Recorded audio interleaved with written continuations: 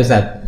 Nah, kalau kita sudah mengetahui bahwa ibadah itu bukan hanya sesempit itu, nah bagaimana caranya Ustaz agar ibadah kita itu diterima oleh Allah Subhanahu wa taala. Jadi jangan hanya ibadah kosong aja gitu ibadah gitu.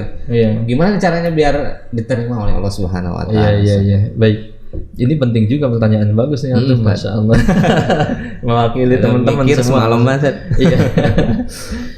Jadi begini ya, betul, pertanyaan yang sangat bagus dan ini penting. Jangan sampai kita beribadah kemudian ternyata kosong. Seperti kita mengisi ember, ternyata ember kita bolongnya gede-gede gitu kan, sehingga mengisi air ternyata nggak penuh, kosong, nggak dapat apa-apa.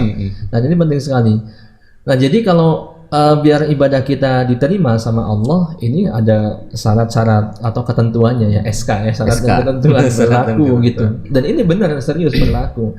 Yang pertama, ibadah kita harus ikhlas karena Allah. Ini yang pertama, penting ya. Yang kedua harus mengikuti contoh Rasulullah SAW.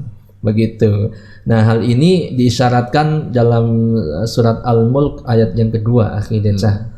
Dan di surat Al-Mulk ayat kedua ini seorang ulama bernama Fudail bin Iyad kemudian menafsirkan ayat tersebut ya.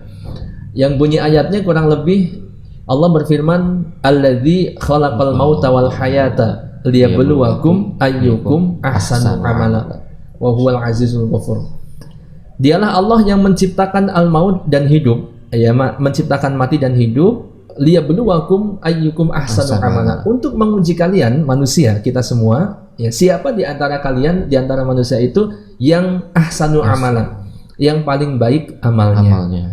Nah, kemudian Fudail bin Iyad rahimahullah menafsirkan ahsanu amala, yang paling baik, siapa yang paling baik amalnya itu adalah orang yang akhlasuhu wa aswabuhu, yaitu yang paling ikhlas dan paling shawab.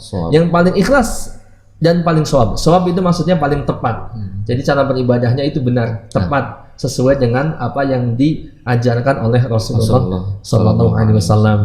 Jadi dua syaratnya ya, kalau pengen ibadah kita diterima sama Allah, dua. Yang pertama harus ikhlas, yang kedua harus tepat. Harus sesuai dengan tuntunan Rasulullah Sallallahu Alaihi Wasallam. Jadi kalau misalkan Ustaz, kita niatnya udah ikhlas nih, tapi nggak sesuai, diterima nggak Ustaz? Iya, jadi syarat itu dua-duanya harus ada.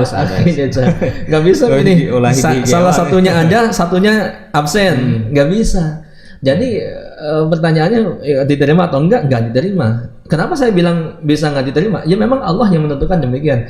Jadi begini, kalau misalkan ada orang yang sholat ikhlas banget, ya, akan tetapi kemudian cara sholatnya tidak sesuai dengan tuntunan Nabi Sallallahu Alaihi Wasallam. Misalkan sholatnya bukan dimulai dari takbiratul ihram, bukan dari itu. Misalkan tahu-tahu dari tasyahud dulu, kemudian ke atas gitu kan, kemudian selesai. Nah itu berarti ini tidak sesuai dengan contoh Rasulullah Sallallahu Alaihi Wasallam. Walaupun dia ikhlas, ya bahkan ribuan rakaat dia salat, maka nggak mungkin diterima. Gitu. Jadi dua-duanya harus ada. Pun sebaliknya begitu. Salatnya benar, ya. Salat subuh 2 rakaat benar banget gitu, sesuai dengan tuntunan Rasulullah Sallallahu Alaihi Wasallam. Tetapi dia nggak ikhlas. Ya dia salat subuh supaya pengen dilihat sama orang, ya, sama tetangga, sama jamaah masjid, ya. Calon mertua. Nah, kebetulan calon mertuanya Pak Kiai gitu. Nah, dia ketika sholat itu karena mengharapkan dilihat sama Pak Kiai, ya, sholat subuhnya rajin begitu ya, pengen diangkat jadi menantu atau dan sebagainya, atau ada unsur-unsur yang lain ya selain karena Allah Subhanahu Wa Taala, maka ini pun nggak diterima walaupun sholatnya sesuai dengan tuntunan Rasulullah Sallallahu Alaihi Wasallam. Kalau dia nggak ikhlas, habaan mansura ya, jadi seperti debu yang berterbangan. Jadi dua pondasi, ikhlas dan ittiba itu memang harus saling melengkapi, Ustaz. Jangan pincang gitu ya. Iya.